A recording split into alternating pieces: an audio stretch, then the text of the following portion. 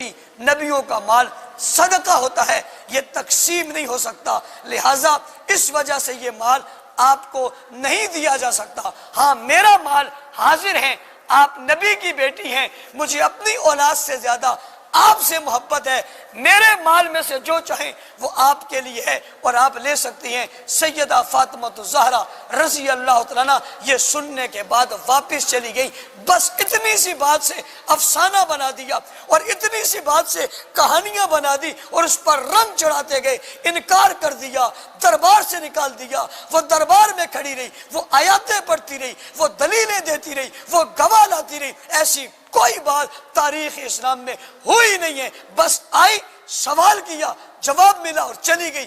بعض کہتے آئی ہیں اور علماء محققین کہتی ہیں وہ آئی بھی نہیں ہے بلکہ اپنے ایک نمائندہ بھیجا ہے اور اس نے آ کر کہا، حضرت ابوبکر صدیق نے اس نمائندے کو حدیث سنا دی اور وہ واپس چلا گیا۔ نبی کی حدیث سن کے عام آدمی کچھ نہیں بولتا تو نبی کی بیٹی کیا بولے گی؟ اس پہ ایک محاذ کھڑا کیا۔ آپ کو اس لیے بتا رہا ہوں کہ آج کل معاشرے میں اس بات کو اٹھایا جا رہا ہے اور اٹھا کر اس کی آڑ میں ابوبکر صدیق رضی اللہ تعالیٰ کی تکفیر کی جا رہی ہے کہ جناب انہوں نے یوں کیا اور انہوں نے واپس کر دیا، اور سیدہ فاطمہ کو واپس کرنا یہ کوئی اچھی بات نہیں ہے۔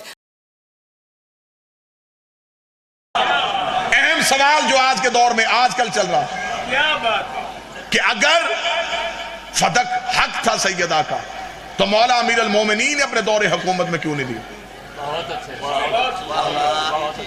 یہ وہ سوال ہے جو سوشل میڈیا پہ ان دنوں میں اتنا گردش کر رہا ہے۔ میری قوم کے بچے اس سوال کے جواب کی تلاش میں ہے کہ اس کا جواب کیا، لہذا میں چاہوں گا کہ میں ممبر سے اس جواب کا حق ادا کروں۔ میں ضرور اپنی عقلی دلیل دیتا اگر میرے پاس نص معصوم نہ ہوتی۔ قبلہ تشریف فرمائے، ہمارے مذہب کا رائج قانون ہے کہ اگر ہمارے پاس نص معصوم آ جائے تو ہم اپنا قیاس نہیں کرتے۔ میں معصوم کا جواب پڑھوں گا اسی سوال پہ، اور بادشاہ حسین کی عزت کی قسم ہے معصوم کے جواب میں اتنا حسن ہوتا ہے۔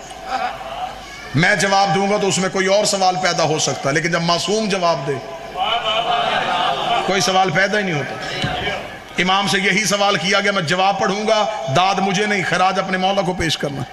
مولا سے پوچھا گیا، مولا جب امیر المومنین کا دور تھا تو فتح واپس کیوں نہیں کیا گیا؟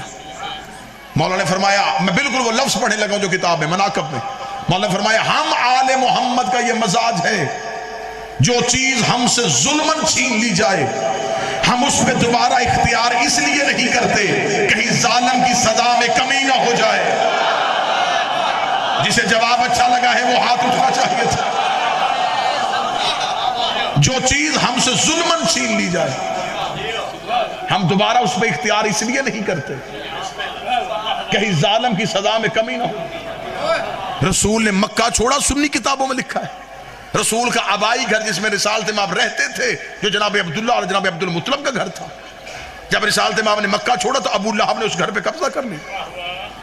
جب رسول مدینہ سے فتح مکہ پہ واپس پلٹے، صحابہ نے کہا یا رسول اپنے گھر نہیں جائیں گے؟ فرمایا نہیں، جس نے قبضہ کیا ہے میں اس کی لعنت کے سلسلے کو نہیں روکنا چاہتا۔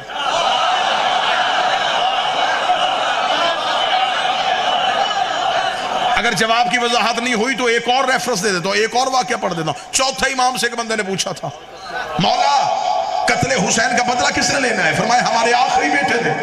سائل نے کہا مولا آپ امام نہیں ہیں؟ فرمایا امام ہوں۔ آپ علی کے بیٹے نہیں ہیں؟ فرمایا میں بھی علی ہوں۔ اس نے اگر بدلہ امام نہیں لینا ہے تو پھر آپ نے کیوں نہیں لینا؟ آپ کی تو رگوں میں علی کا خون، آپ کربلا کے چشمدید گواہ ہے۔ جواب اتنا اچھا تھا کہ مجمع کے چہروں پہ نور ولایت آ جائے گا۔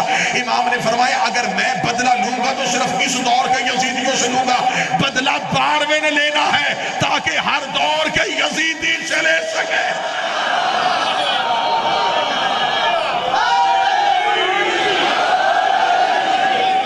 سیدہ کے مقدمے پہ اگلی قانونی غلطی، یہ تاریخ انسانیت کا اپنی نوعیت کا پہلا کیس تھا، جس کے خلاف مقدمہ تھا وہی جج تھا۔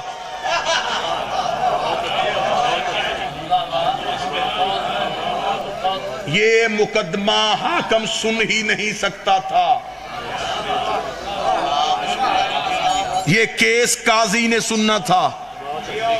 حاکم نے کس اختیار کے تحت اسے سنا؟ کیونکہ اس میں وہ خود فریق تھا.